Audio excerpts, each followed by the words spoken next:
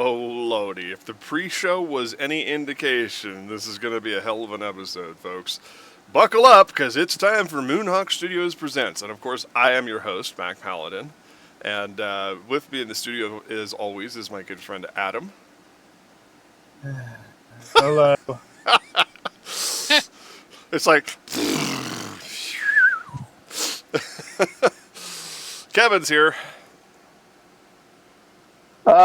What world? Yeah. Petty Fan's lurking. I'm here for violence. And you shall have it. Golix is lurking around the corner. They're not supposed to know about that. Well, blah, blah, blah, blah, blah. Anyway. And we do have Varias here, and she's... I can already hear... I can already hear the ass man going underneath you right now. Getting ready to explode all over this podcast. Oh boy.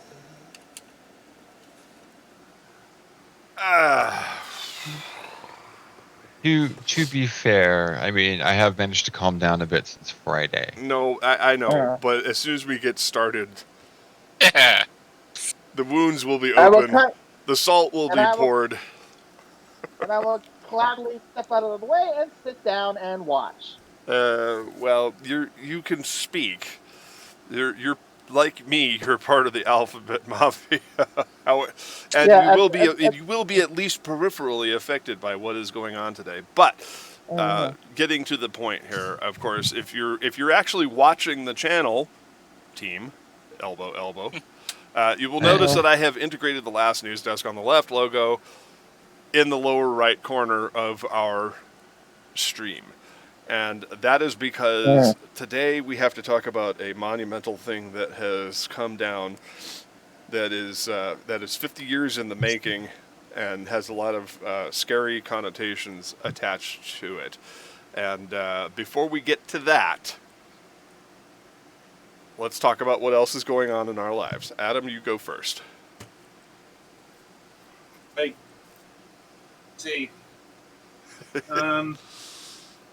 Heading to the ear, nose, and throat doctor tomorrow to get the neck mass looked at. Okay. Went to the regular doctor last week. Couldn't determine what this thing is. That's not necessarily a bad thing. Uh-huh. It's just, there are a lot of things it could be. Right. So, need to go to a specialist to determine. Although, in case it was a infection, I've been on antibiotics for the last week, and the swelling's been going down.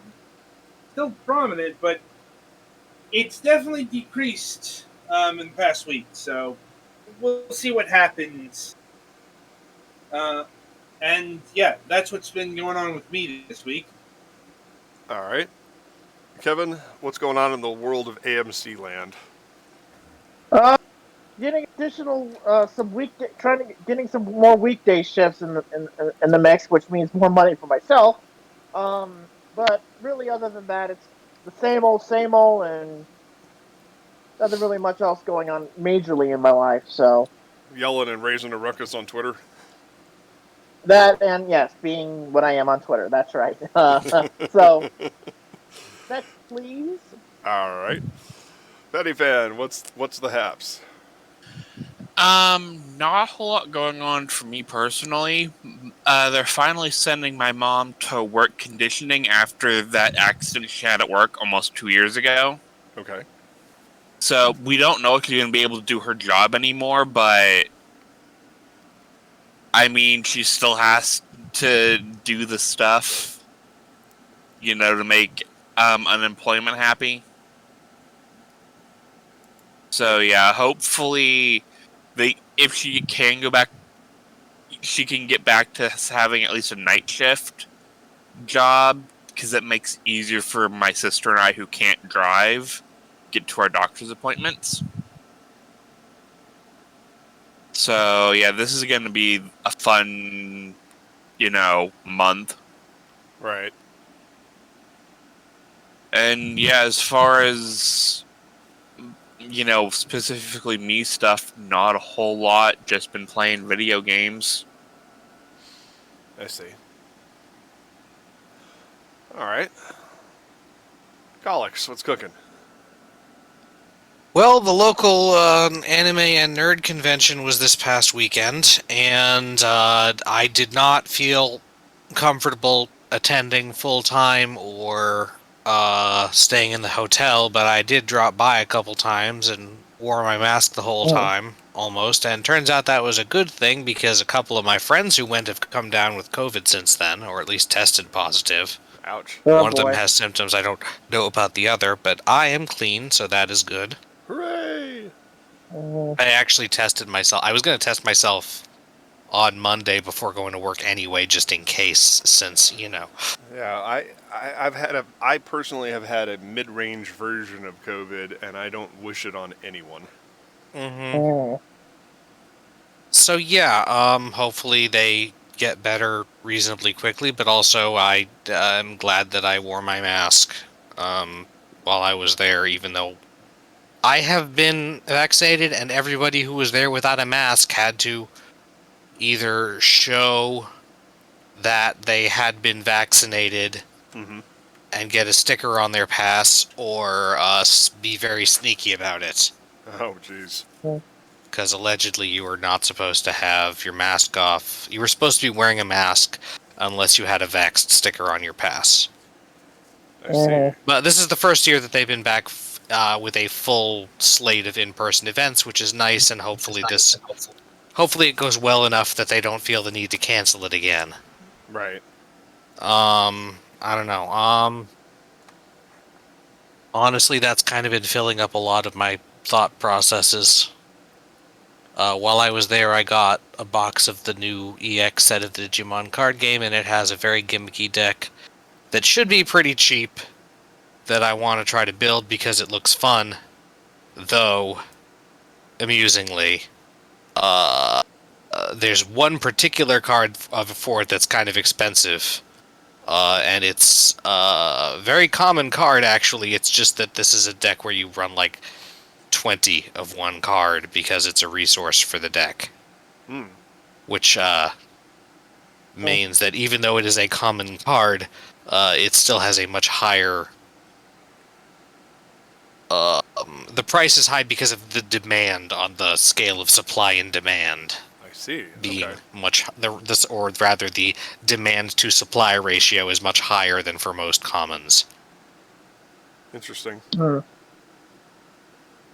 So I will presumably update if I decide to get my hands on those, but I don't want... I got 6 of them, but I'm not really currently super hyped at the idea of buying 18 more at $1 each.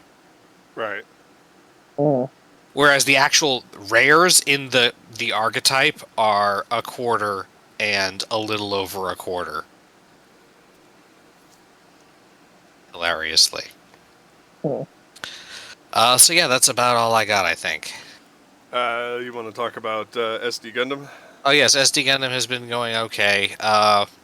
We did finally We're move still forward. having... Yeah. Yeah, we have been making actual progress. We think it's just that, or at least I think that it's just that they're sticking more plot-relevant stuff in the second halves of battles where you just don't get to deploy your dudes for those, so you have to use the actual plot characters. Though we still need to be a little bit better at getting kills and experience on our actual original characters, because this is the second time we have accidentally triggered the end of the first half of the mission by killing something. Yeah, and what's annoying about it is that the AI is really working against us right now. We seem to be getting a really bad batch.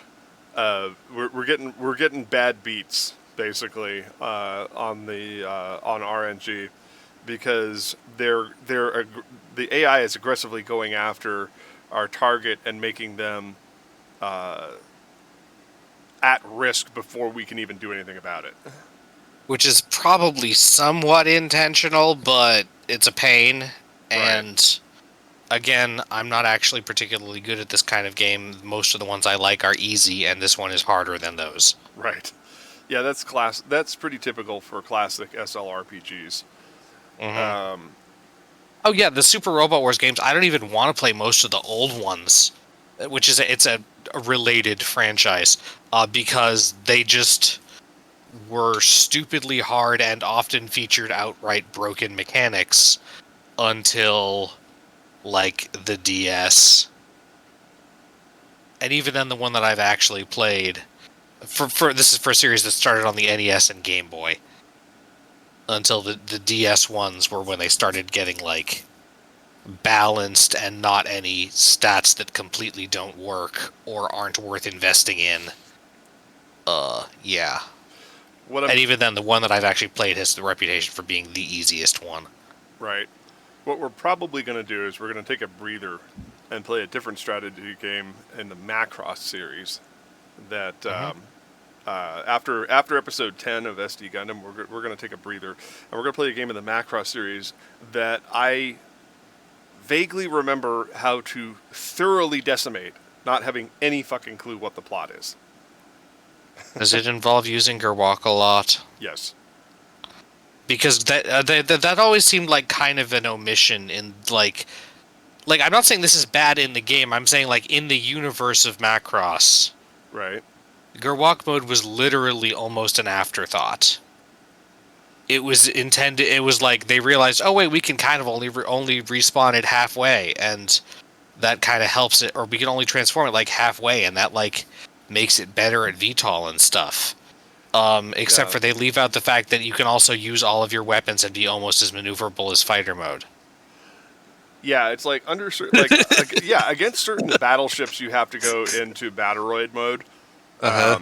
But as the Englishization, the English localization Battleoid. Same difference, really. Technically, there is no letter L in Japanese, although in modern lexicon they've integrated it. It depends on whether you parse it as being like Battleoid in the form of battle, or like battle droid, or in the form of a battling android, or whatever. Yeah.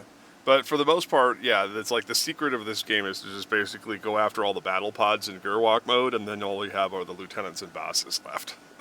In which case, then again, there's kind of a strategy for that. It's for those of you who played Langrisser, aka Warsong, back in the day, that that particular game is incredibly broken, and almost all of these games use the same template, whether it's in space or on the ground.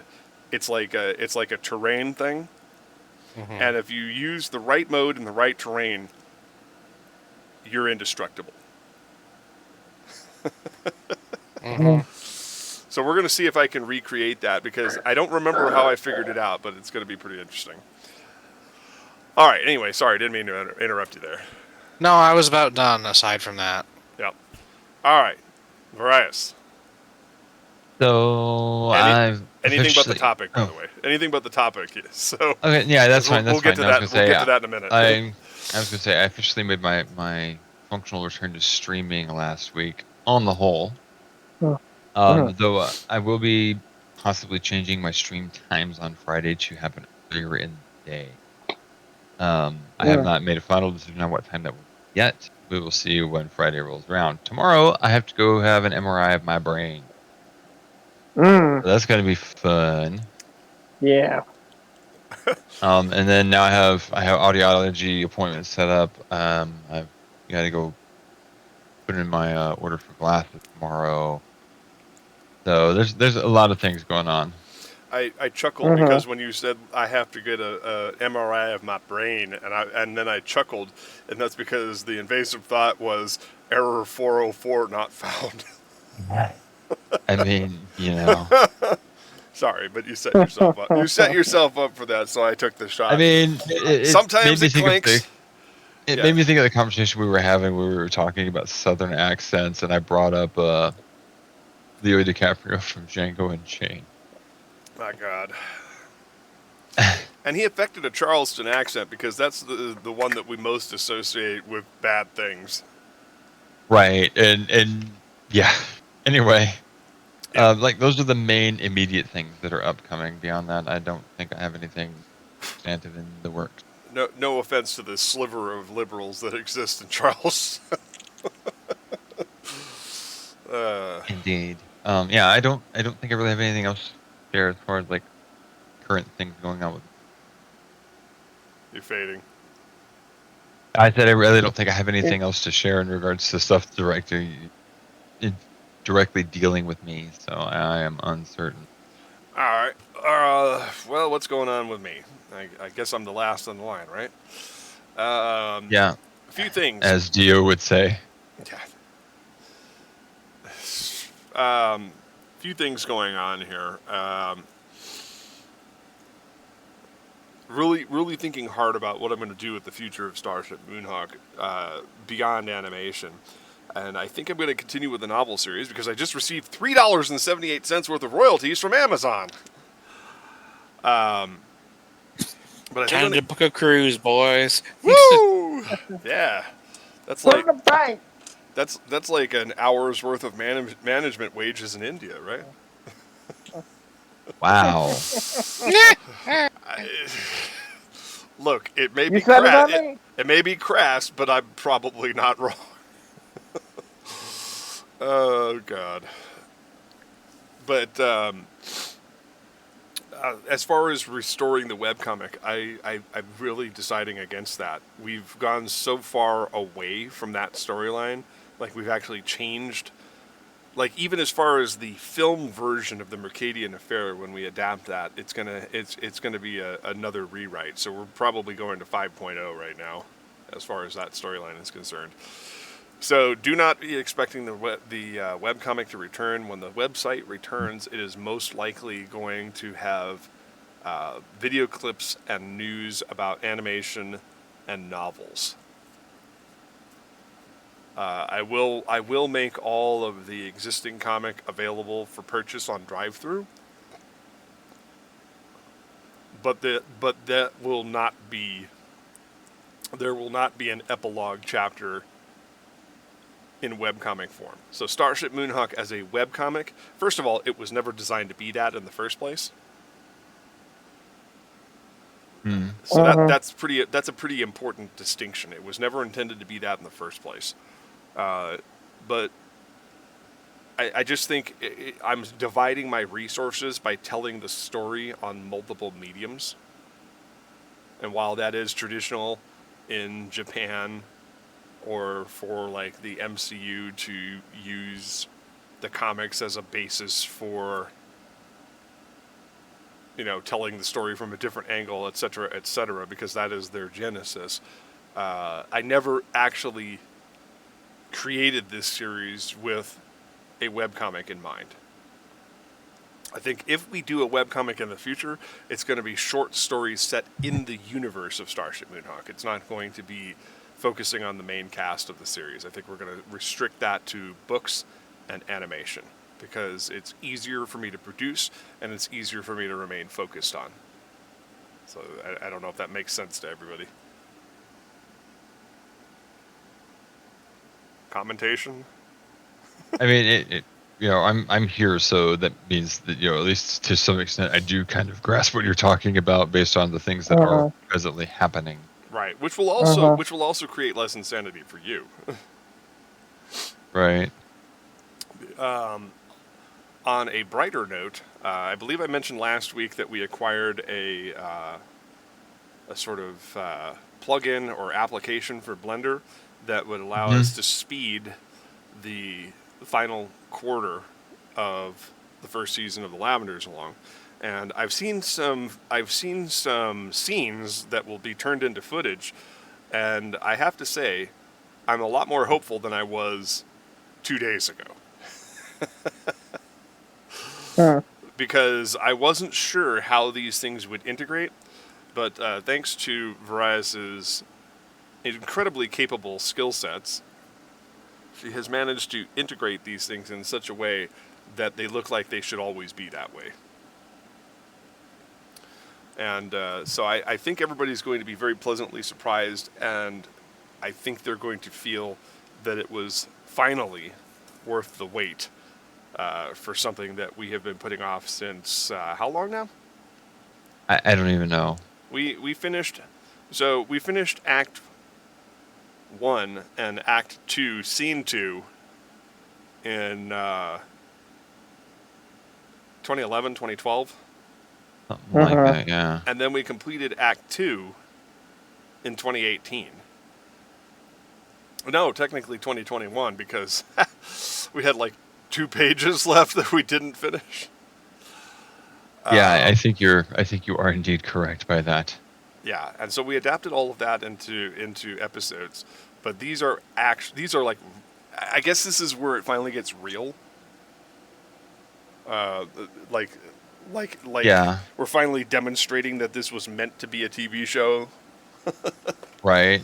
for the first time. And I wanted to showcase this because that will lead us into a prospective season 2. So that's why I think this will generate a lot more enthusiasm, which will help facilitate the creation of a season 2. Beyond that, Ship in a Bottle is nominally back. I have hired a new artist. My original artist, Oshigan, is not forsaken. He will actually be taking command of Kawaii Neko Daigaku, aka KND, pretty much exclusively, so that way he has a focus. And occasionally drawing assets for us for Starship Moonhawk, so that way we keep our style consistent. But other than that, I think I finally got this set, and so I know who's going to be doing what. And if you check out the Ship in a Bottle website, I will not be linking it here because this stream is not NSFW. But if you check out the Ship in a Bottle website, you will see that there is a new cover.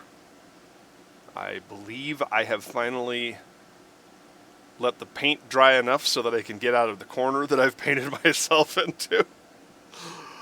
And I'm creating a bridging story called Episode 5.5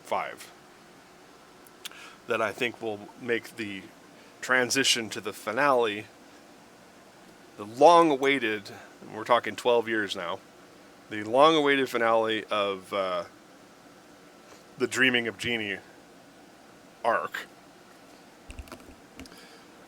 will finally come to fruition, and you can feel free to slap me financially by canceling your Patreon support if I lie and create a chapter 5.7 because I'm afraid of completing it. But please don't do that yet because we still need you. In order to afford the new artists, though, of course, we need to quintuple our current take on Patreon to about $1,000 a month. It currently sits at about $200 and some odd a month.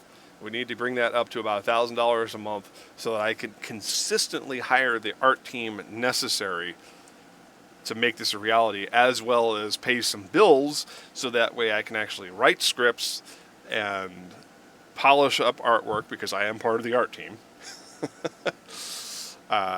And just make sure that the site is updated and running smoothly and all of that stuff. So there's a lot of considerations here. It's not a selfish motivation or anything like that. I'm really just trying to get this going, because if I can actually get this stuff running properly, then the finances, then the back end finances, the passive earnings, will take care of themselves.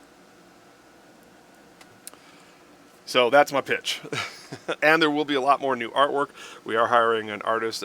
He goes by the name Creosol, and he currently works making bonus comics for the Danger Zone 1 comic, which is one I follow pretty regularly now, written by Midnight.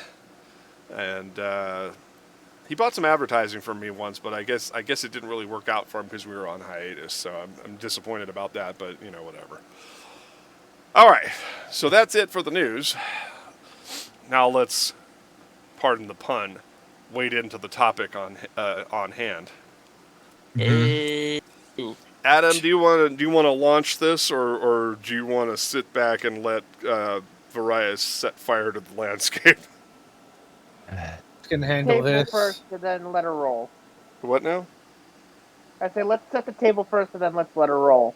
I mean, do we really need to set the table? Because I'm pretty sure people know what happened. I Like, know. Well, yeah, If but they let's don't make Roof Under the Rock for me too, please. you know, Yeah, but let's it's give like- them the 20-second recap here. Of course, on Right, on what was right. it, Thursday of last week, Roe versus Wade was officially overturned by the Supreme Court of the United States. And Yeah. go. All right, so for those of you who aren't following all of this actively, that is simply one piece of a series of what seems to be like a bad television show of, so what fucked up thing is the Supreme Court done today? It actually started with, after the leaking of the... I was going to say, followed by the spin-off, what fucked up thing are the congressional Republicans doing today? But go on. Well, yeah, also that. Yeah, I was going to say, so before they actually released the final ruling on Roe v. Wade in the case of Dobbs versus Jackson Women's, I can't remember the exact name of that, but Yeah, anyway, it's that was the Thompson case. That was the case that led to this, like Women's Health Clinic or something. Anyway, that's both tertiary to the point, but not directly related to it, and where I'm going with this. So before this, there was the leaked draft, which basically expressed what was going to be happening anyway.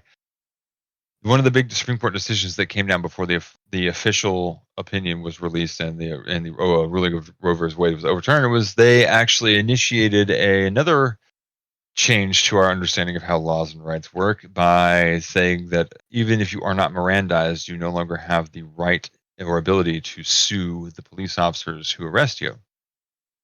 So it was that. Then we had Roe v. Wade, which as everybody knows, was the established precedent for over 50 years in which abortion was protected as a right across the nation. And in overturning that, they also overturned Planned Parenthood versus Casey.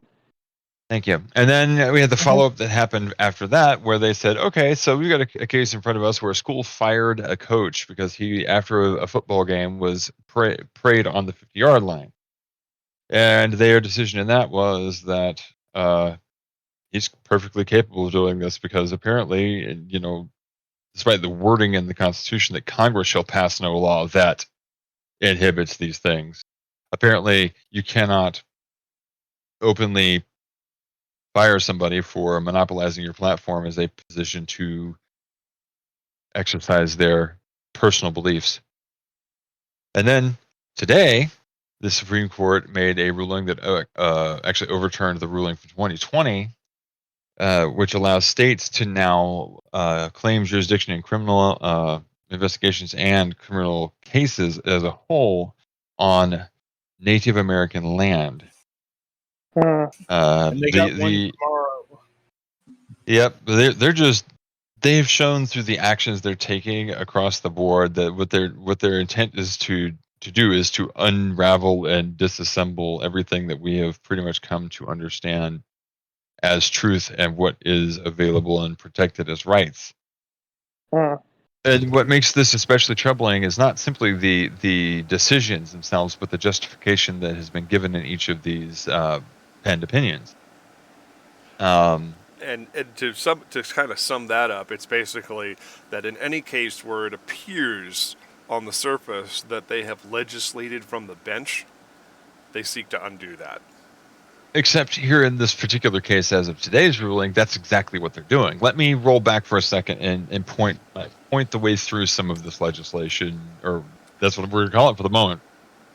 The reasoning, the justification given for overturning Roe v. Wade was that because abortion was not explicitly written out in the Constitution as a protected right, they could not therefore rule it unconstitutional. Yeah, because people were performing medical abortions back in 1797. Anyway, right. So they have basically expressed. Sorry, I was going to say they have expressed the justification and opinion that anything that was built upon the back of an implied right through a Supreme Court ruling must now be looked at and overturn as erroneous because they can't imply a protection if it's not written there. And it's like, okay, that's Totally, a mess. So totally disregarding the 9th and 10th Amendments of the U.S. Constitution. exactly, and the main reason that the Ninth Amendment has been considered like ineffectual or obsolete is because in its written form as it is an amendment, there's some missing context. So functionally, the Supreme Court has actively ignored its existence. That in order to attempt to apply it to this means that we would have to understand an implication of what rights are basically retained by the people. They're also kind of taking a very originalist view of what. Oh yeah, absolutely. What norms were, but they have specifically said, but we're not historians because they don't actually fucking know what the actual norms at the writing of the Constitution time were. Right, but for example, with the Ninth Amendment, the entirety of the text of the Ninth Amendment that we have was basically the end result of a discussional compromise wherein they were talking about creating the Bill of Rights. And the argument was posed that by creating a Bill of Rights, you have forced an enumeration of rights. And the argument in verse was that by enumerating rights, you have basically coded out the ability to have the understanding of free rights, like concepts that can be implied. Like, you know, you have the right to bodily autonomy. Straitjacketed it. Right, and that the entirety of the Ninth Amendment's text, as it was originally proposed, does exist from the author as a historical document. And it's like, if you can't apply the entire test of whether or not something is constitutional against the whole of the Constitution, then that should mean, in my personal opinion, that you cannot do your job. That means you can't make a decision. Well, we know. Well, I mean, the thing is that they've basically stopped pretending that they're actually doing things based on logic and not based on what they want the results to be. Now that they have an unbreakable majority, which is why there really should be consequences for them, but probably won't be because it's so hard to have consequences. I propose that at least 4 justices should be impeached for lying to Congress. Yes, because they did, in fact, lie under oath while they were being confirmed. Mm-hmm. And I also think, and based on the criteria for someone to be appointed to the Supreme Court, I also believe that Justice Clarence Thomas should have never been considered, because one of the things that they have in writing in the Constitution is that they have to be, like, basically in good standing. He had a sexual assault accusation being levied against him. Well, and that also applies to Kavanaugh. That's being aside from the man being a walking angry conflict of interest. Right, but so who has an insurrection? Who's married to an insurrectionist? Now, back to where I was going with it, it was like, this is not merely conjecture of what they're intending to do; they've stated it out loud. Right. And back to when I was saying about the thing with native land and jurisdiction, the justification of the opinion, which was penned by Justice Kavanaugh, states that by recognition, the native reservations and native land occupies a state and therefore must be property of the state under its jurisdiction. In spite of the actual principle being exactly the opposite of that. Right. The state is occupying the native land. As he continued, one of the things that they spoke about was that they were going to attempt to end all of the native sovereignty within the United States. And it's like, okay. So basically it's a point where now it's like, so we're dismantling everything, apparently. Next up, the EPA. Well, meanwhile, on the Democratic side of things, the Democrats are trying to put together at a Congress level what they call the Transgender Bill of Rights, which is meant to be a codified federal law granting certain rights and protections to transgender people and people of homosexual or anywhere along the spectrum that is not considered hetero.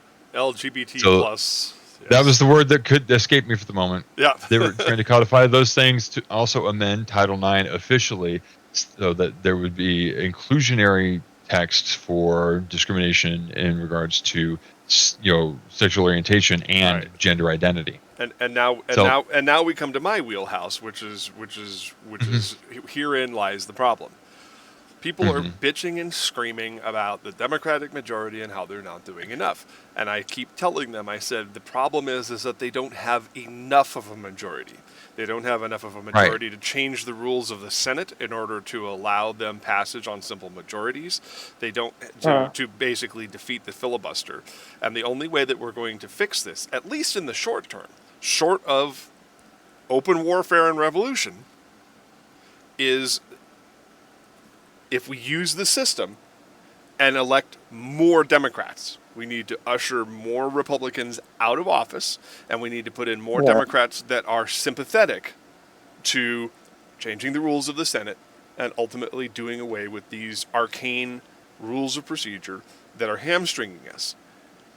Doing away with it today would be a disaster, because if both houses of Congress flip to the other side, they will use this as a cudgel to basically lay waste to everything. However, they probably wouldn't be able to, because Joe Biden is still president for at least 2 more years, meaning that he would simply veto everything. Senators. What's that? And because he would be the president, had the veto pen, and the Republicans will not have, even in their best time, 67 senators to get rid of him. Yeah. Now that is true, but also a lot of the problems we're having are not a result of the way it is now. They're the result of the way it was for 4 years a few years ago. And the way it was before then, because Trump wasn't the first Republican who was really interested in trying to get people on the court. Right. Yeah. So this has, unfortunately, in the current environment, it's very difficult to really perceive current actions as a long-term result of past situations. Adam Stern. Right. Adam Stern. Yeah. Also, we've been talking exclusively on the national level, but with Roe v. Wade overturned, here's the thing. Abortion isn't all of a sudden illegal everywhere. Right. Mm-hmm. No, what they did was it returned the issue back to the states. And that means local elections are more important than ever. It's like, and this is the thing, especially like people on Twitter fucking miss. It's not just about the Senate or the presidency. It's about your state governorships, your legislatures, your municipalities. Local elections matter now, because that's the difference between getting a prosecutor who will seek to enforce a ban on abortion and those who won't, among other things. Well, and that speaks to a point that I've been making to the lunatic. I'm going to call him the lunatic left on Twitter, because there is a fringe part of of both the Democratic Party and the leftists out there who are they're the most dangerous people I can imagine, because whether they exist on the right or on the left, they're this party that is full of opinions but short on information.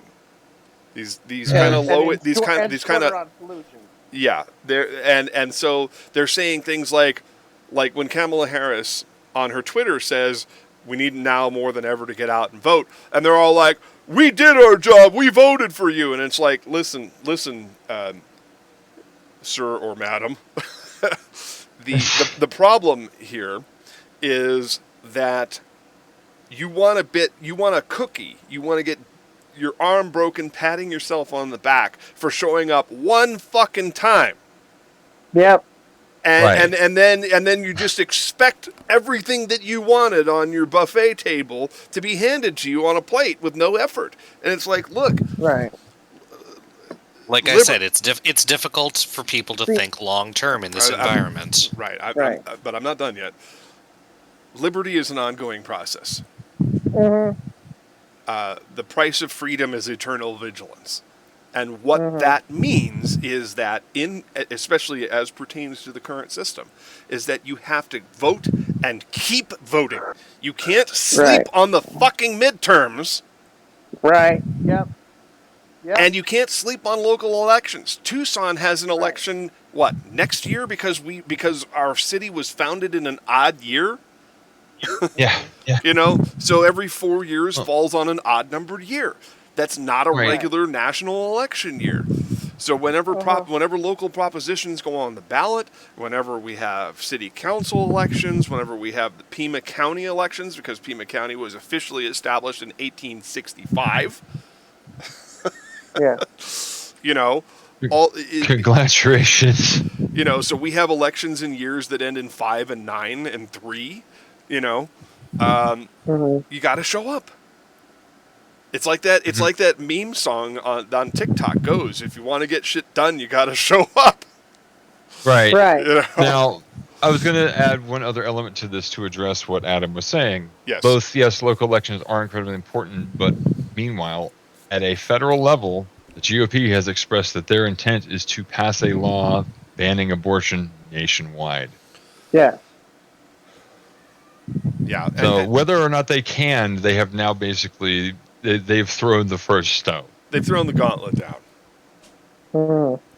It's like I said on that tweet about the lady who referred to white lives at the Trump rally. When evil tells you who they are, you should listen. Right. Make Believe a note. them. Right. You would think, but unfortunately, that's not the word that we live in. Right, but that's the word. But the word is should. Should, it's like we're not ordering people. We're just telling you. It's like, look, you want to sit here and complain, and let me tell you something. I'm gonna say something about me and Varias. For a while, many years ago, we were both part of the problem. Because until recently, wait, let me qualify that because the listeners aren't going to understand before you interject. Yeah. The reason I say that is because for many years, we were effectively poor and disenfranchised because we didn't vote. I voted in 96, and the next time I voted was 2016. I'm sorry, guys. I apologize to the country on behalf of myself. I'm not going to speak for you, Varias. You can apologize if you want to. But for 20 years, I slept on everything.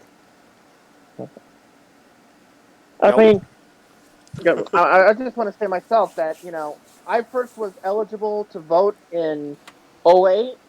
And from like 08 until 16, like things were happening in my life. And, additionally, there was also autism spectrum induced anxieties and whatnot that did not give me the confidence, strength, or whatever to get up and go vote. And it was in 2016 that I made my first ballot cast by mail in that election, which was vitally important. I voted by mail again in 2018, and I actually, for the first time in my life, went out to vote in 2020. But for a long time, I did not have the strength, did not have the courage, whatever, to vote. And I made it very clear that I've made it very clear on various different occasions that I know that was a problem, and I was part of a problem. That brings us to the flip side of the discussion, and that is in our defense. In our defense, the system was already such that by the time I was eligible to vote in 96 and later for you guys, the system was so badly corrupted that until it was a life and death situation, like 2016, until it was a life and death situation, until I was presented with the opportunity for the first time in my life to vote by mail. I was not able to participate in the system by design. Right. There were agents in play who were bad actors who were making it impossible for me to do my civic duty, at least consistently. There were a few times where I could have made the time, and I would say, and this goes to things like, we need to have a national voting day. We need to make election day from the local city all the way up to the presidency. We need to make that a holiday, so that way people can get off work and not have to worry about whether or not they're putting food on their table for their families and do their civic duty. Which is easier Right. than it sounds, because if you just make one federal voting day, then you can pressure Well- state and local things to also be on that day, Well, I suppose like they already do. Yeah, but Now- well, go ahead, Verizon. You speak. I was going to say, because first I do need to go ahead and address what you were saying there too. Yes, I in fact was not a voter, because for a long time I ascribed to the same philosophy that George Carlin did, where it's I'm not voting, you guys are. I have no part in this mess. Well,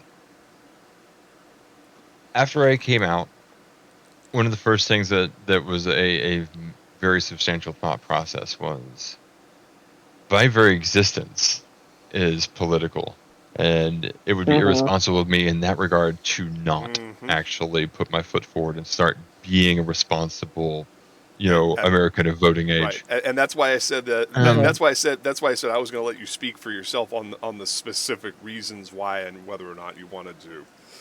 Yeah, and Address it in tied greater to that detail. was I'll say that one thing by itself is a justification that was null, and I've actually talked about it on my own a few times. It's I understand from a basic perspective what George Carlin was saying, but at the same time, after learning a bit more about a few of the other countries in the world and how their processes work under a variation of democratic elections, one of my favorites was Australia, who has compulsory voting and ranked choice. And somebody said, well, compulsory voting, they were like, well, why should they make it, a legal obligation? You have to vote. It's you fucking live here. You might want to actually be involved in the things that go into making your society function. And yeah, I do want to make an aside comment here about voting. Mm-hmm. A lot of memes go around, and I got to say, you really need to not get your politics and information from memes, because they are grossly oversimplified. And one of them shows this pie chart where it shows how many people voted for Democrats in the last major election, how many people voted for Republicans, and then how many people stayed home. And it's like I don't know if you really want to know what the 108 million people who stayed home think, because they may not vote the way you think. Right. It's the same basic principle of the idea. Don't assume that it would have gone your way. Shoplifting and or digital piracy counts as a loss as far as revenue. It's typically if someone's going to steal something, especially if it's a virtual product, they were never going to buy weren't it planning in the on first place. Right. So attributing a loss value to that is BS. That does not hold the same weight. But before I get all the way into a whole different discussion, right. I just wanted to throw that out there because it was related to the first part of what you said. Yeah. Right. Well. Based on that, I did in fact go and decide that you can't make reasoned arguments from the information you gather in memes for more than a few different reasons, in my opinion. But ultimately, my overall opinion has been that in those instances where you need information, and I've done this, and Max actually witnessed me do this, where it's I've been crafting a post to write for Facebook in my mind, and I'm okay. And as I'm writing this whole thing in my brain, I run into these areas where someone challenges this point that I'm making. How do I defend it? And it's so in order to make sure that the logic I'm applying is sound, I'm okay, so I'm going to go actually look up and research and figure out what these things mean in accordance with federal and local law. So I'm actually looking up legal definitions as existing in United States code. And all kinds of things like that, so that what I'm not trying to craft is an argument. I'm not trying to force someone to change their mind. The goal here is to bestow them with information. The information exists to either challenge or, challenge or coincide with the things that they already know, and the hope ultimately being that they take this information and use it to help either solidify or alter their own opinion. But that's not my job.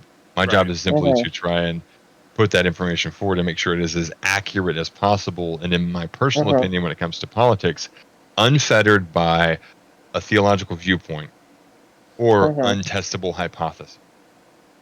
Mhm. Are you having fun over there humming at me, Kevin? No, I'm just trying to. He's I'm just agreeing with you. That's what I'm yeah. agreeing with Okay. you. He's And no. This is all affirmative. This is all affirmative. So okay, don't I would Yeah, stop. say, I'm just agreeing. Yeah. okay. I've And come one to thing know I would this. like I've come to know this after doing 2 full seasons of the last news desk on the left with Kevin. We're good here. All right. So one of the things that I wanted to make sure I clarify is when I'm talking about an untestable hypothesis, I would like to at least quantify that for this purpose. Most people that tend to lean into the mimetic argument is that, well, what if the child you aborted would have cured cancer? That is an untestable hypothesis based on a Yeah. Well, potential. and the converse side is, what if they're the next Hitler or Pol Pot? You know, Right, what if but they're the Right. next Joseph Stalin? the more powerful way to debunk that is, instead of throwing one untestable hypothesis against the other, is to base the response on reason, and Well, I'm by just saying both virtue are of that, equally ridiculous. I'm just saying both are right, equally ridiculous. So in that fundamental argument of that value being only there if they do something that is so monumental as to change the world, they have now implied that any other value, if they don't, is not equal. That value as a person is greater than the value of a person who does not make an earth-shattering change. It's like, so that's kind of garbage. yeah. That's my opinion there, and that's the Mhm. easiest logical path of debunking bullshit like that. Anyway, Um. yeah, go ahead. Let's move on to the next segment here. Sorry about that. Yeah. No, you're good. I just feel like we've got a lot to cover, not a lot of time. So, Yeah. Adam, Yeah. are we missing any elements here? Are we missing anything here? Yes, Okay. actually, because people are claiming that this is the end of Roe v. Wade, and here's the thing: they're right about that, but it's not the end. Like, no, this is a beginning. Right. This what this basically does is Let me give us. finish, Go ahead. Go ahead. because Clarence Thomas has singled out 3 other rights he wants to overturn. Contraceptives, Lawrence versus Texas, gay sex, and same-sex marriage. Mm-hmm. Like, To no which- one else has to thus which- far signed on in opinions, Right. but and keep in mind, Clarence Thomas, I will admit, is an outlier among his fellow zealots. Yes. Let's remind ourselves he's the guy who was the only vote in favor of Trump in the Supreme Court. Now, Also, let me. Much more recently, yesterday, he was the dissenter in the Supreme Court declining to overturn Sullivan versus the New York Times. Right. And which is a landmark First Amendment case. now, Mhm. I just wanted to point out. that not everybody is sleeping on this point, though, because Sam Jackson posted something that I'm sure we were all thinking but didn't want to say out loud for fear of being branded a particular way. But he did ask the question. He said, "I wonder if Uncle Clarence wants to also overturn Loving versus Virginia." Bill said the exact same thing, Yeah. and Right. he noted that was missing because that's the one that It applies the same legal principles that he's saying justify overturning all of these other precedents. yes. Right. I mean, Which comes down to how do we apply the 14th Amendment? yeah. Yeah. So these could be some very painful times. Now, granted, that is incumbent on how long Thomas and Scalia live, because they're both in the 70s, and Scalia. I think it's been forgotten. Like, I think yes. I believe it's Scalia. Scalia. Scalia is dead. Yeah. You mean like Oh, Alito. Thank you. Alito, that's the guy. Sorry, I get these fuckwits. I mean, They're yeah. kind of. You know, I mean, it's like, they all lied under oath, to get their jobs. And to be honest with you, with each successive decision that they make, they prove that they were also incompetent jurists as well. Mm-hmm. I mean, let's be brutally honest here. that's not the point. The point is, they're both in their 70s, and Clarence Thomas spent a week in the hospital for mysterious reasons. So, I'm going to try not So to yeah, comment this on court that. could easily come back sooner You than know. you think if we do our jobs. Yeah, it's like holding on That to sounded the Senate. sinister. That sounded unnecessarily sinister, Kevin. Yeah, I mean, Holding on to the Senate. Yeah. Go on, Adam.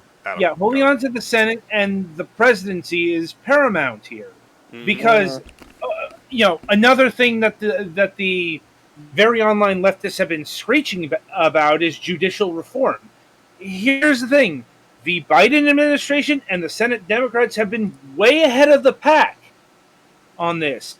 It's just these motherfuckers have not been noticing, willfully or otherwise.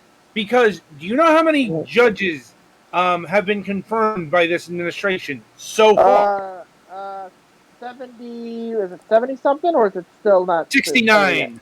It's at 69. It's by not. the way. It's like you said. It's not over. It's just beginning.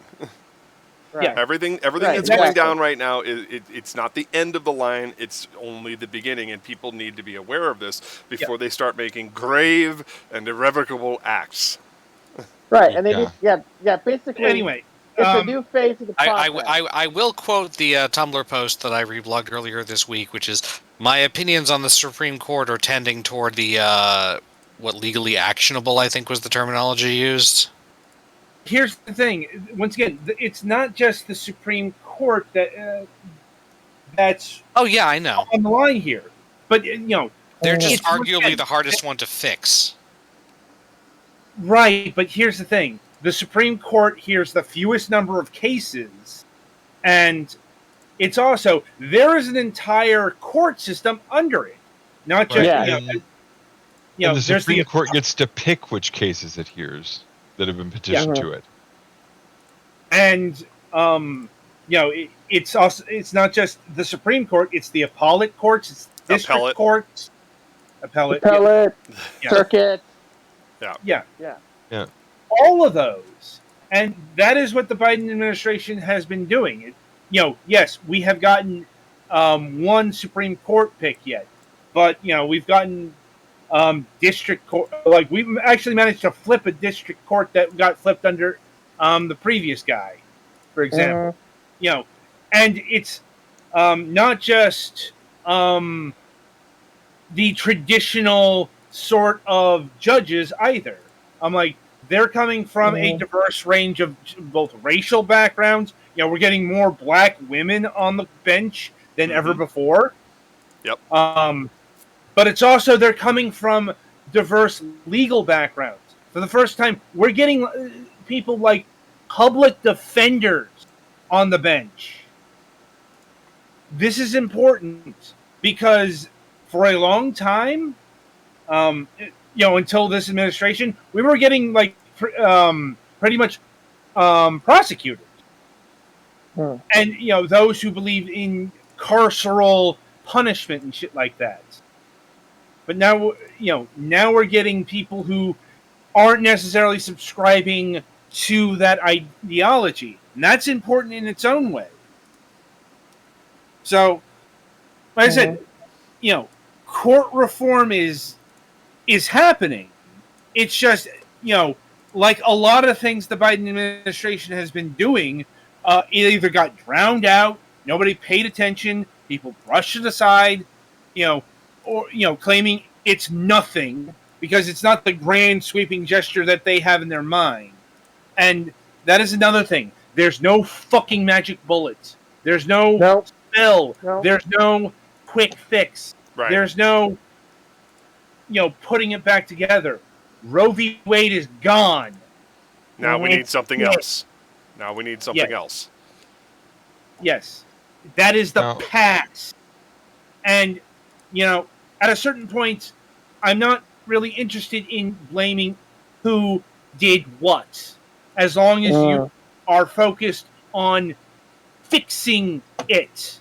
And this is where I want to fucking slap the fucking leftists online so fucking hard. Because you know what they're fucking advocating? Don't vote. Yep. Stupid. Yeah. And this is what I was fighting against. It's like you either want revolution or you want people to literally disenfranchise themselves so that way they can't. It's like, don't participate in the system. It's like, that's what the Republicans want. Between gerrymandering and everything else they've done, they want you to basically silence yourself. I did that for 20 years, and it was unacceptable, and I chastise myself on a daily basis for that because I'm part of I'm literally a infinitesimally small part of why all of this is the way it is. Yep. And I take responsibility for that. There's not much I can do about it at the moment, but I can fix it. I can be better going forward. And here... Yeah. Go ahead. Sorry. I was going to offer an interesting piece of information that I discovered through the course of all of my original ranting and research, because on one of my other big rant streams, I had basically made clear my stance when it comes to whether or not a fetus is a person, and defined it in solid terms. Mm-hmm. And I thought, well, based on how I was explaining it, it sounds kind of like a hard, controversial point. So I decided to go actually look and see if there was actually a legal definition in the United States of person and personhood. And there is. It is in Title I United States Code, Section 8, where it defines a person and what qualifies as a person for the purposes of recognition and having rights and protection. And give me 2 seconds. I will actually read it verbatim. I mean, spoilers, it doesn't include anyone's entirely contained in someone else's body. Here, I will read it at you. So, Title I United States Code, Section 8, person, human being, child, and individual as including born alive infant. In determining the meaning of any act of Congress or any ruling, regulation, or interpretation of the various administrative bureaus and agencies of the United States, the words person, human being, child, and individual shall include every infant member of the species Homo sapiens who is born alive at any stage of development. Subsection B.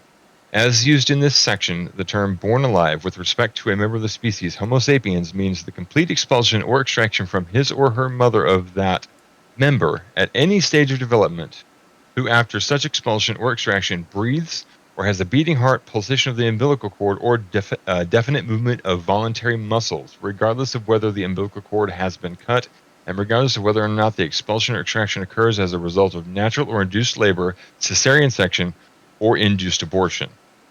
There you go. And that's pretty damn close to the point I was arguing before I actually knew that was the legal definition. Wow. The only exception I made was the severance of the umbilical cord. Anyway, but yeah, so fundamentally the argument here is there is a federal definition. And what frustrates me is this: people want to ignore it because they want to claim that. Well, they ignore it the same way that so-called American Christians, and I'm looking at you evangelicals, want to cherry pick the Bible to the point of heresy. Right, and I have two things left to add to this. It's like the reason why attempting to say we were further expanding upon that definition at a state level by saying at conception they're a person and we grant them personhood rights is because the potential for life is there, but it's based on a vast unknown. And the argument, Matt pointed something out to me. I don't remember what you were telling me about specifically, but somebody pointed out that there's and they were specifically citing the Sixth Amendment in regards to the issue with presenting an unborn fetus with personhood. And I figured out why after doing some looking. So the idea of bodily autonomy is supposedly included in some of the basic ideas of how this works, because in our prosecutorial system, consent to one's body is paramount in determining some forms of crimes. And in the case of someone unlawfully using another person's body, so the argument that was posed was under the Sixth Amendment, you assume that someone has simply possesses this right until and unless they revoke it for themselves, the right to a speedy trial, that you can have a trial before your peers. And the argument was that since an unborn child, a fetus at any stage, is unable to revoke that right on its own, that it cannot lawfully be protected by bestowing those rights upon it.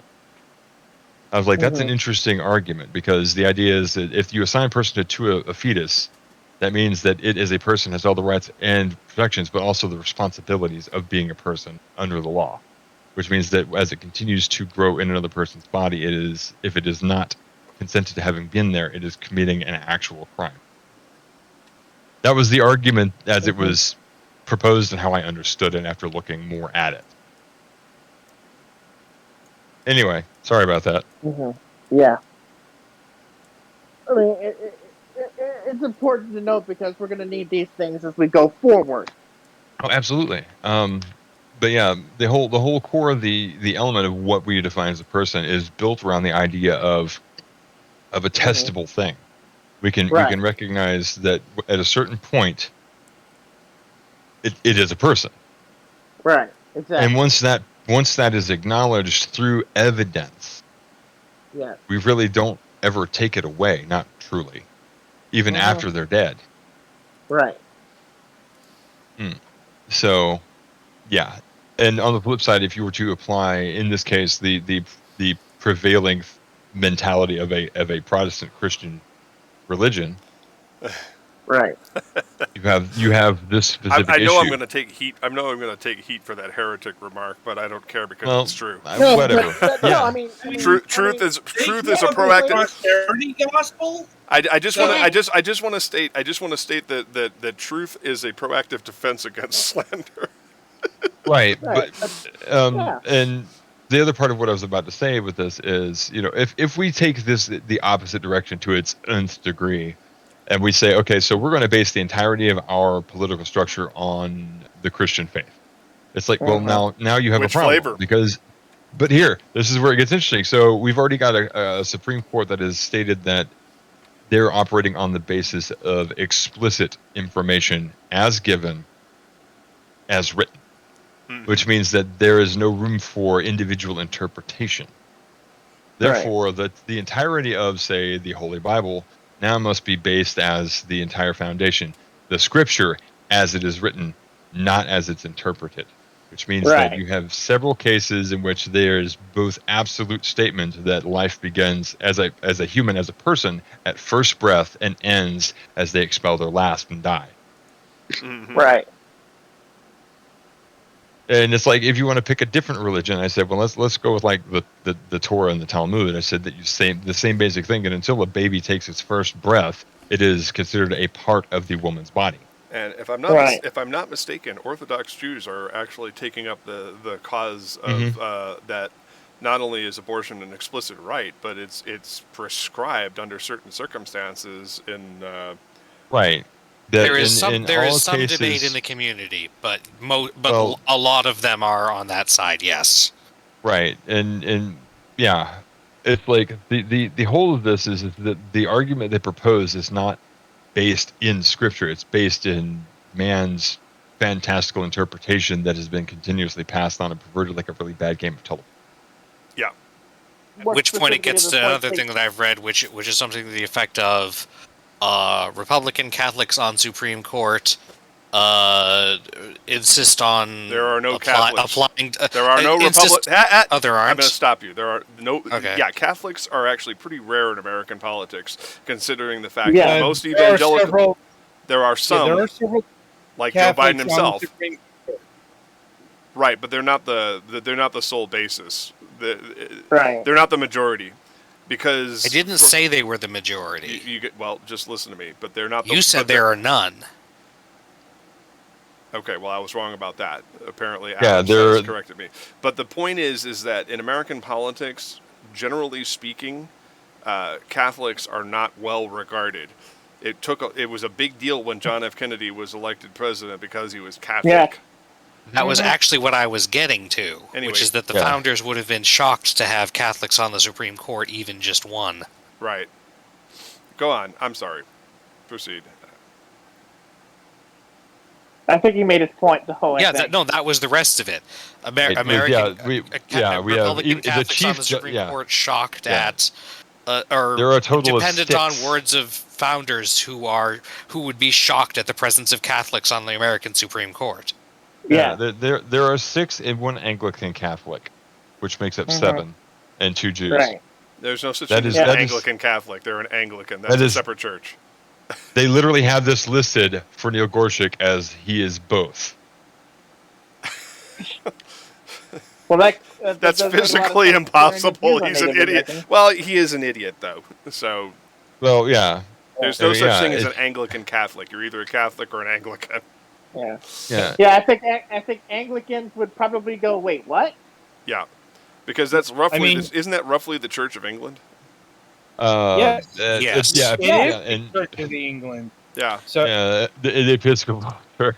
I mean, Okay. honestly, Yeah, the Episcopalians. Episcopalians are like are one of the American branches of that descended from the Church of England. And when my father was working as a deacon and stuff, he told me at some point there's something along the lines of that while there was the schism with the whole division of the church, that like something like the Anglican priests were never actually excommunicated, unlike the actual Protestant ones. So some of them still consider themselves a direct line back to the Pope or whatever, or like that their authority goes directly back to the Pope or whatever. I Right. don't know the details of this. I'm agnostic. I'm just telling you what has been told to me. Yeah, All right, and I mean, Let's Yeah, get back on sorry. track. Sorry. we got off But- track here. related to, but more germane to the point, was there have been commentary that have been based on either from religious texts or whatever that have been talked about this decision to overturn Roe v. Wade and their intention to continue to push forward with this mentality cannot be denied that it is based in their belief structure in a theological sense. Mm-hmm. That it is completely and utterly beyond the idea of like a reasonable doubt that they are being influenced by their personal beliefs. Mm-hmm. That was where I was ultimately going with that. Sorry. Okay. Yeah. This is entirely based on like their personal beliefs rather than like established legal. Yeah, and it's interesting Principles. because like I said, having 6, sort of 7 Catholics on the Supreme Court is kind of a head scratcher, but at the same time, it's like, well, while they're there, and the point of what I was saying with this application is like in the core element of like playing devil's advocate at the same point, you have to acknowledge the idea that their entire viewpoint, even if based in a personal belief of logic, is completely flawed because everybody's interpretation, every denomination's interpretation of the Bible is different. Yes.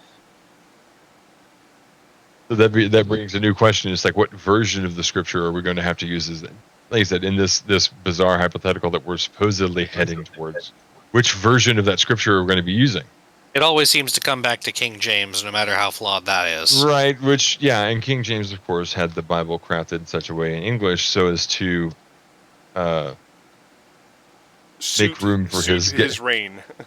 Right, make room for his gay lover. Right. Oh my God, the ironies are just Oh, Yeah. aren't they? It's just like the ironies wow. are coming in red hot, Lord. folks. Yep. And see, this is why I said I try to speak from a position of knowledge, which means that I don't want to speculate on things that can be known. Yeah. With a little bit of like digging that there are historical records that show that King It's, James did indeed have a male partner and whatnot. if only there were this magical resource at our fingertips that would allow us to look up and find the sum total of human history. Yeah, and one thing I do know from unfortunately, being, there's no way. Unfortunately, there's no way to do that on our porn boxes. so I do possess a question to appeal to the gallery here. Aside from myself, has anyone else served in the military? No. Not me. Okay. My dad did. Well, for I'm 20 talking about the years, people but involved in this call right now. I knew. Okay.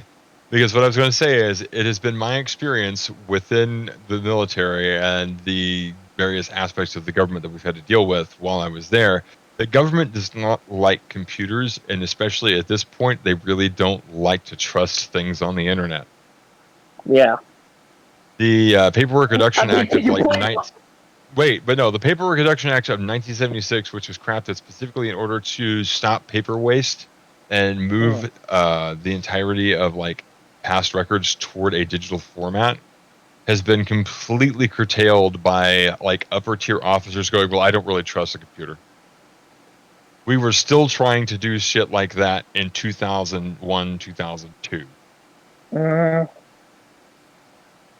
So yeah.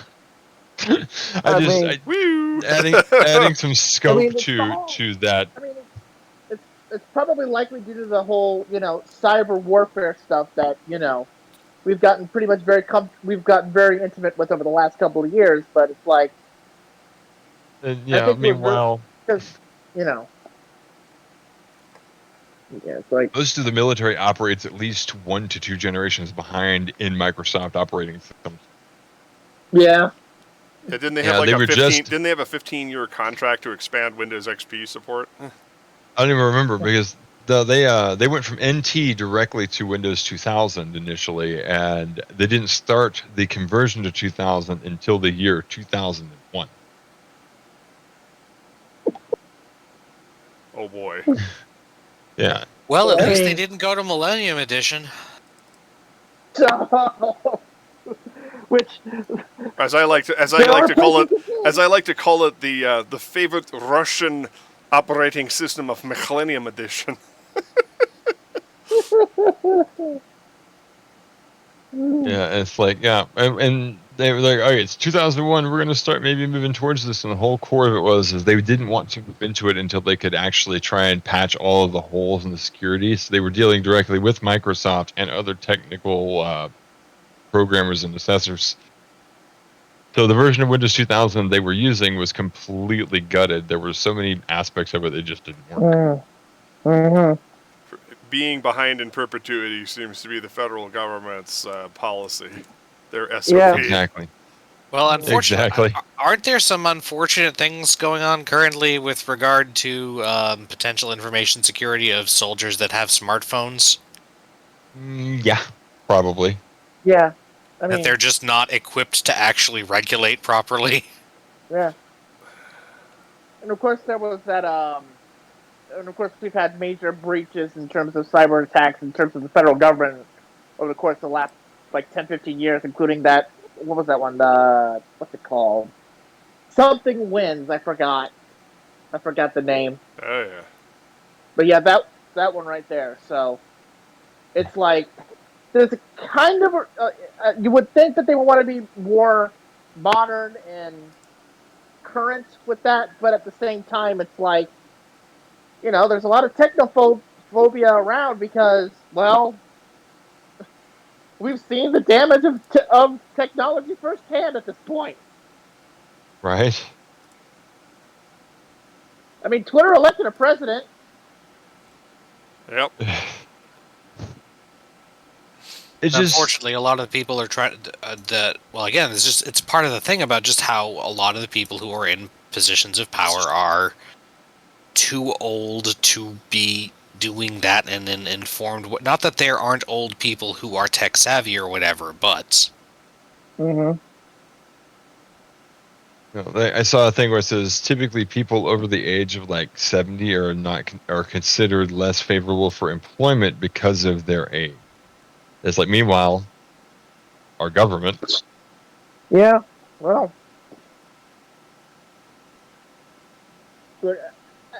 My opinion is that if you can do the job in a competent and intelligent way, age really doesn't matter. It's when you are incompetent and when you are actually not acting as a mature adult, which people in their 70s and 80s can still do, by the way. That, Let back, us be Well, very clear about that. back to But my opinion on 5 members of the Supreme Court. yeah. Proceed.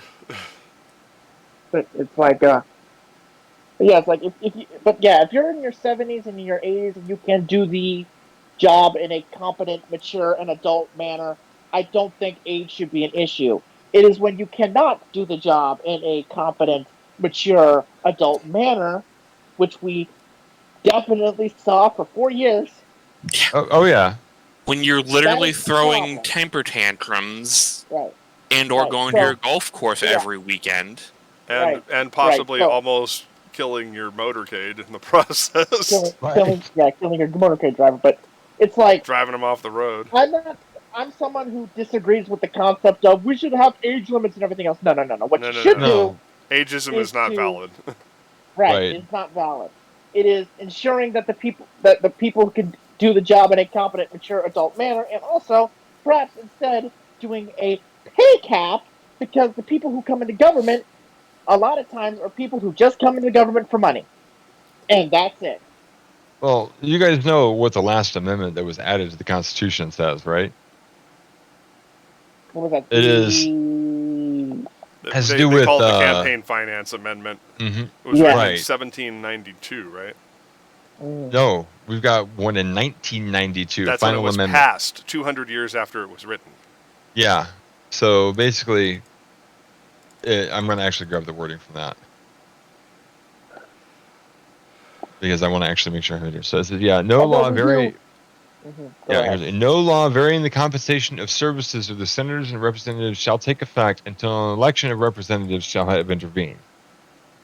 Which means that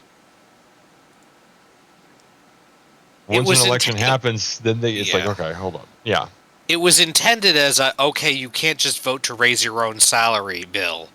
But what it turned out to be is, or amendment, but what it turned out to be is okay, when you vote to raise your own salary, you have to actually win the next election in order to Right. benefit from it. So, It's make not sure you immediate, do yeah. that. Right. Yeah. Yeah. In order, yeah. Basically, that's what it boils down to. Of course, we all know how. Prior to this, it was basically that any raises would take effect during the next session of Congress. Right. So this actually made it a little more difficult. Of course, we all know that the power of incumbency is pretty substantial, and Right. a lot of these people they do benefit from the raises that they vote for because in a lot of the vast majority of districts it is safe, whether it's safe R or safe D, and well, and Even also on a beyond side that, note, that isn't the only benefit towards for people to try to arrange for them to keep their seat by, for example, creatively arranging districts or yeah. But etc. and on a side note, we also know how this how the conservative Supreme Court and Republicans have believed in the concept of uncorrupted elections at this point. Right. So and not just the current incarnation or the current configuration, but the configuration dating back to the mid 2000s. So Yeah. yeah. I mean, But anyway, All right. So where does that leave us? at this fucked, point, but at this point, just we all know what we have to do and what we're going to do going forward. Whatever, what hopefully everybody else does the same. But if they don't, well, at this point, it's really not worth tearing our hair out over because a lot of the players that are loud and rambunctious about not voting or whatever, this is not new. This is not new. This is a rerun that dates back to what whatever you choose 2010 or 2000. This is a long-running saga with them, and if they want to continue their garbage, they can continue their garbage. We'll call them out. It's exhausting to do, but we'll call them out. But at this point, we know what we're doing. We know what we're going to be doing this November and every election cycle going forward. If you do the same, good. If not, at this point, it's on you. Right. So I think another thing that is important to point out is social media, especially Twitter, is not real life. No, Like- it's not. No, It's still not. worrisome Because- though, because there's always the lingering fear that somebody is going to be influenced by this, and as Bill Burr would say, and now there's two of them. Go on. Yes, I mean, that is it's a loud. concern, but It's let me- loud. Sure, go ahead. I'm going in a different direction here because we've gotten the first polling and also the first primary results of, a post-Roe world, and, the Republicans probably should be shitting bricks. Mhm. Or Yeah. at least sweating. Deeply concerned. I can't say that definitively that the Republicans will lose the midterms, but The not position gonna is be as, as the it- position is because- as certain as it was a month ago. I'm like, there's a good chance that Republicans will lose because, okay, like, people like to point out the historical precedents of, the party in power loses seats after a presidential election, that kind of thing. Well, here's the thing. It's also when you unilaterally change governmental policy in a big direction, you're going to suffer political consequences. I mean, you just looked at 2010. It's when called the spending political capital. Mm-hmm. Yes.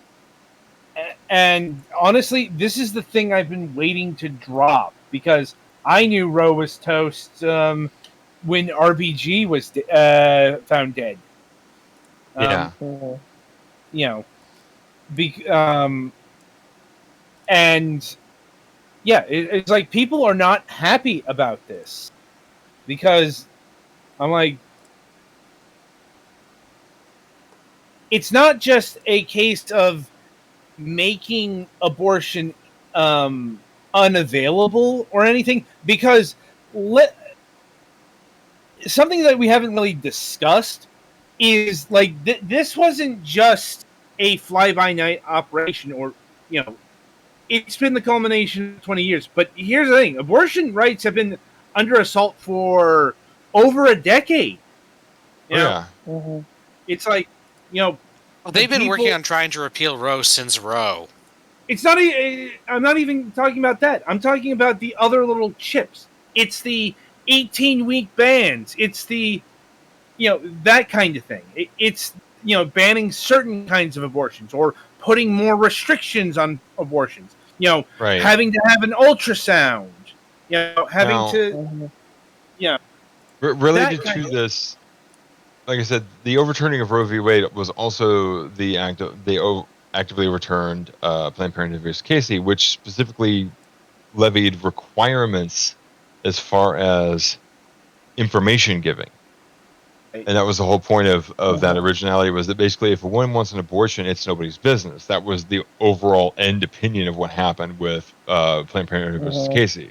Because Governor Casey was trying to institute requirements that a woman must inform the father of the fetus and also wait 24 hours before she can actually get the abortion after declaring she wants one. And any minor child who becomes pregnant has to tell the parents. And basically at the time, Supreme Court ruled that forcing that disclosure is unconstitutional. Now that has been overturned too. So this means that on top of not being able to add further and further restrictions on top of an outright ban, they can now, if they still allow abortions, force a mandatory disclosure before they allow it. Something that hasn't Which, really been classy. right. But the thing is, and concurrent to this is like why there was a groundswell of public support for Ogerfeld, and that is, Mhm. a lot of opinion was, what is the government's business to be deciding this, and you know that's people are basically seeing that now the government's going to be making the abortion choice for you. Right. It's a complete violation of the pro-choice mantra. And yes, I know Republicans don't really care about being hypocrites, but here's the thing: the voting populace probably does, especially since another aspect that we haven't really talked about is women are going to die. I'm like, Yes. and not from coat hangers. Let me preface that. Like, medical technology has come a long way since the 70s. It's like Plan B, the abortion pill. Those haven't vanished off the face of the earth. But it's more things like endoscopic pregnancies. Ectopic. Ectopic, that's the word you're looking for. Yeah, I'm like, Wow, you guys have known Adam longer than I do, and you still try to correct him when he gets words wrong. Well, this is not so much for Adam's benefit, but for our listeners, because some people just subtlety and nuance are not always on the table. No, but it's like a whole bunch of untenable births, and we're also seeing medications being banned in Missouri because don't get me started on this bullshit. I think I'm like, I think it's time to get started on this bullshit because I'm like, Missouri is banning some medications that can be used in abortions but are used in other treatments, and this is happening in Ohio. Like, I watched a video earlier today that basically included some cases from other countries that have abortion bans, basically, of cases where women who were pregnant, who would have gotten an abortion if possible, died because of like medical conditions that, like, even if it would have been an abortion that was technically legal, due to being ectopic or whatever, or otherwise non-viable, being life of the mother, or the baby didn't actually have a brain, which is a thing that can happen. It's called being angiocephalic. Anyway, but the doctors wouldn't perform the legal abortions because they were afraid that if they got like called up to trial for it, they wouldn't be able to prove that it was the legal kind. That's the horrificness of all this. That is truly the horrificness of all this. Yeah.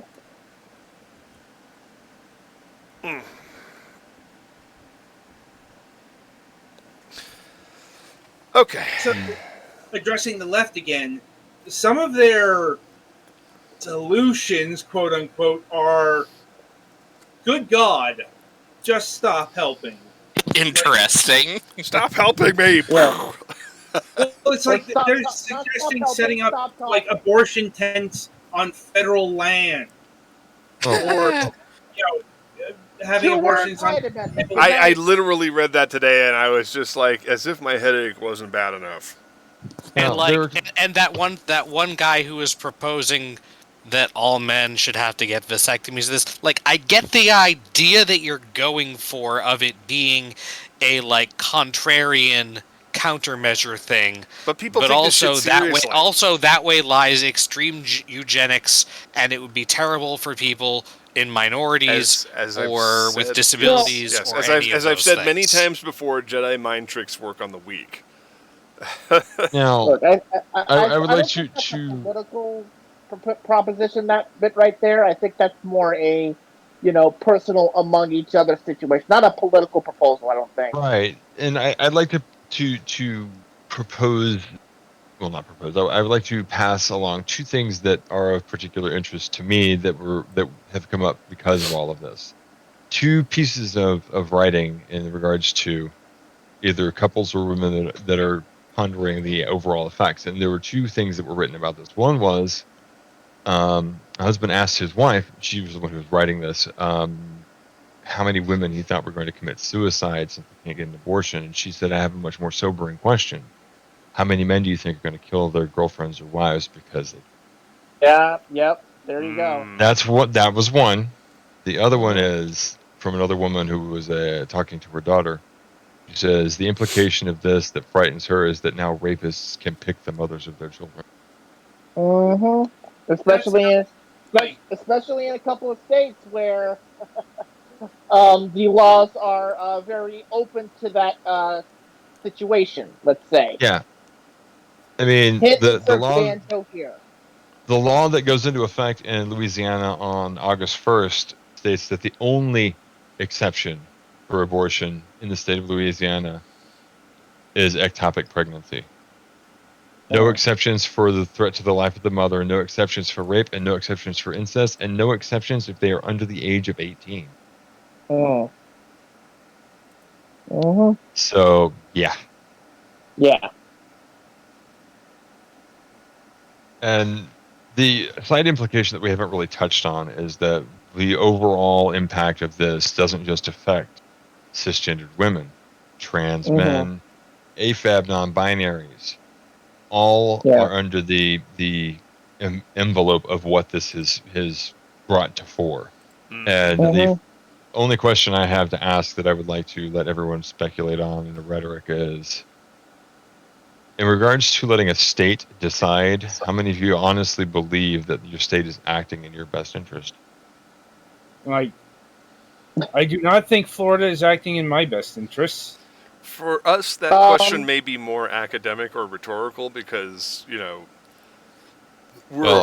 are... Yeah, because They're we're going... I ahead. believe all of us are going to say that any of us who live in a red state, you and I as well, yeah, in the current climate, I would say, are not are acting in our best interests and never have Right. been. Which is why it's calamitous. I made a proposal on this, and people and once again, people on Twitter say I'm insane, but fuck Twitter. And I said that the whole thing now is migrating. It's like, since the whole country affects you, it's like now we have to start asking questions like what would it take to flip a low population state like Wyoming or Idaho? How many West Coast liberals, how many coastal liberals would we have to move to Wyoming to flip their both of their Senate seats? And apparently that number would be pretty substantial. You'd have to move about 500,000. Right. Of course, that would also lower housing costs in San Francisco. It's like with everybody building Etsy shops, me and Varias, we're actually exactly where we need to be, because Arizona is so close to becoming blue for the next 50 to 100 years that moving out of here would be a mistake politically. Yeah, I mean, at this point, red states is a problem. Purple states, stay tuned. Blue states, I think you'll be fine. I think that's where my position is on that. But my proposal was this. Yeah, but my proposal was this. If we want lasting change, then people are going to have to go to these places that, for whatever reason, they consider undesirable and make it into their own paradise. Which is unfortunately the opposite of the, I don't want to say conventional wisdom, but the tendency of the way people think about it. Yeah, but we're in a brave new world that was brought about. It was en route, but it really became, like, it really started piquing people's consciousness as a viable alternative to the capitalistic grind. And that is that people are becoming entrepreneurs, like the romanticized days of the Old West, where people would move out to a place and set up a general store or create an artisan shop that makes bedposts and whatever that thing on the whatever that post on the end of your banister on your staircase is or whatever. There was an undertaker, somebody who specialized in being the town doctor, which didn't even require a license back in the day. And so on and so forth. The local apothecary. The point being is that on the digital landscape, this has made it to where being anchored to these areas with like-minded individuals is no longer a necessary selling point. In other words, if we were to say, why not move out to a flyover state to ultimately change its demographic, make it less homogenized,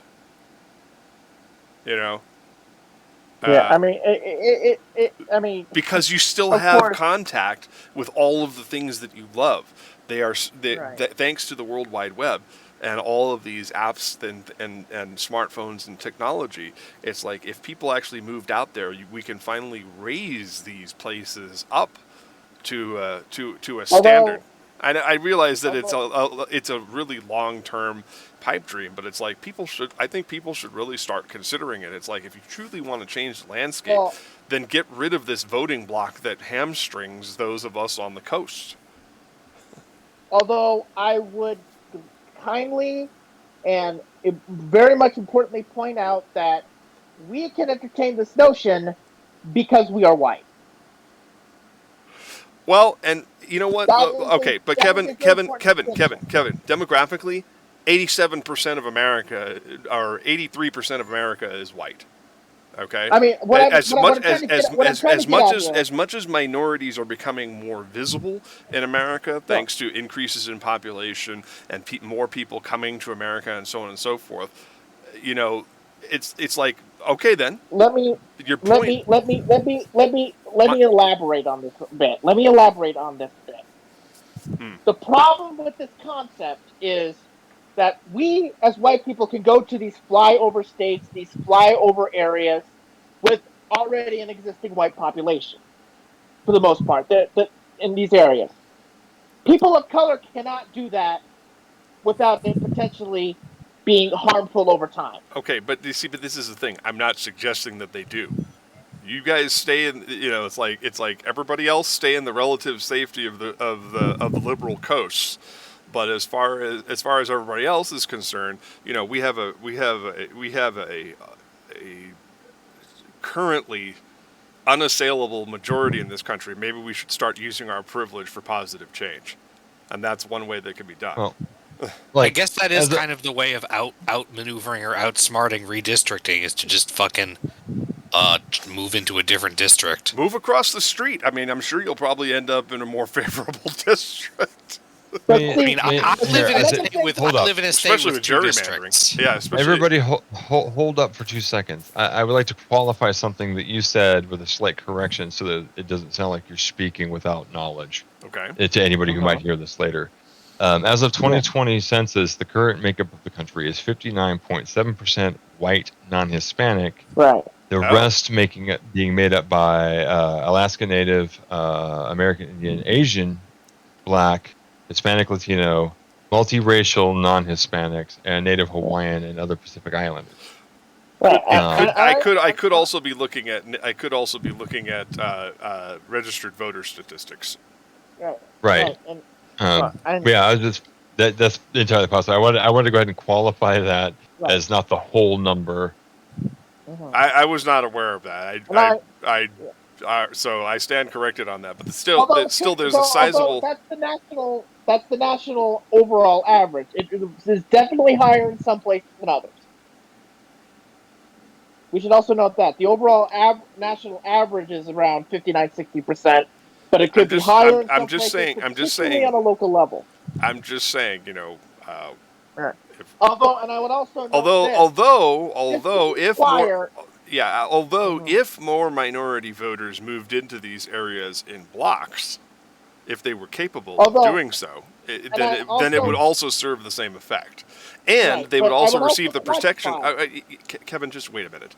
It would also provide that measure of protection of solidarity. You don't be the lone guinea pig. That would be suicide. Right. That's not Right. at all what I'm proposing. I'm saying Although, I'm saying that in order to change these areas, you have to change the face of these areas. right. That's Right. that's the Although, overarching point I'm trying to make. right, Which and I get it, but I would also quantify with this. This would also have to imply an implicit trust upon white voters in this country. And I have to tell you, and I have to say it very clearly, Oh, I don't trust white voters. white people Overall, betray white period. people all the time. I don't trust them to protect minorities in any way, Exactly. shape, or form. Right. And I had a little rant about one of the largest voting blocks that is constantly on the path of betrayal is female white voters. Yeah. Look, Apparently that they like to idea vote of- against their own interests on a regular basis. Right. Right. Well, to add a little bit of information to this as well, as of 2020, as far as voters go, and actual able to be registered voter turnout, we're not too far apart as far as white people in regards to black people. The higher average actually comes from white, non-Hispanic. The separation, because they have a clump category for white. That's why I had to separate it out earlier for the other thing. I know, but I'm just saying, as far as Yeah. black voters, which is the next largest block of voters, Yeah. we're only looking at 13 to 16% of the country overall. Mm-hmm. So the idea of everybody moving to flyover country, it sounds great, but No. the problem is it implies a lot of things, and but Kevin, I'm only telling you that liberals who are already preaching, who are already stumping for these ideas, be the ones to do it. It's like, put your money where your mouth is. Right. You want to change the country, get rid of places that would continuously elect people like, I don't know, Chuck Grassley. Right. Exactly. Mo so it's Brooks. And I completely Mo Brooks, right, and I could completely get that, and I would absolutely be happy if that was if that could actually work. Whatever There's the always point. something. Yeah, but you see, of course, that is only a thought exercise. And Right, I have to clarify exactly. that as well, that what I'm telling people is Okay. that's a thought exercise. That is also a thought exercise. It's like, that is only one of many possible solutions, but it's like, look, Right. if you're going to sit here and bemoan the unfairness of, there being 17 states that effectively control 70% of the population, then It's like, we have to start exploring changing that. That's never going to happen. No, it's not. It's Like, a case of Well, that is by design. either by changing the demographic that would allow them to have a more to change the demographic in order to break the hegemony. Right. And there is a specific element that's being utilized as a power play as well. For example, take Texas. Now, Texas is widely shown to be highly Republican in how it votes and then things like that, correct? Right. I'm going to let you Now, go ahead and tell this because you already did the research on this. Yeah, so I don't know if you guys are aware, but there is roughly a 50-50 split between Democratic and Republican voters in the state of Texas.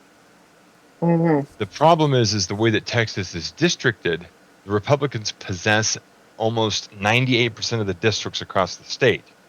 So So even though nationally you actually see that split.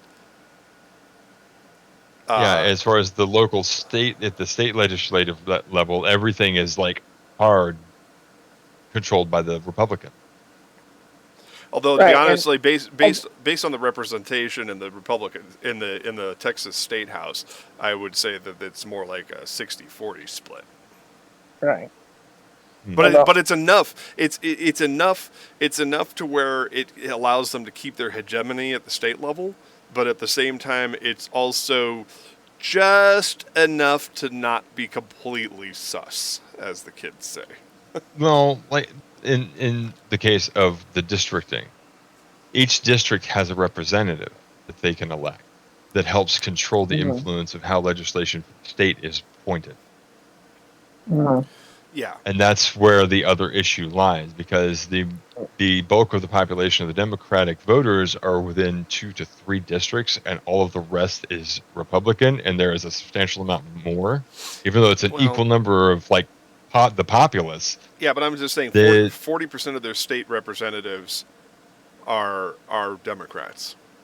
Enough to where they can deny quorum if they simply left the state. And that was a thing that they actually did to block Governor Abbott's emergency vote a year ago.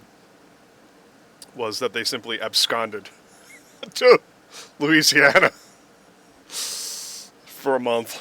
Right. Anyway, I think we should wrap this up because it's getting close to 1 a.m. Yeah. Yeah. All right.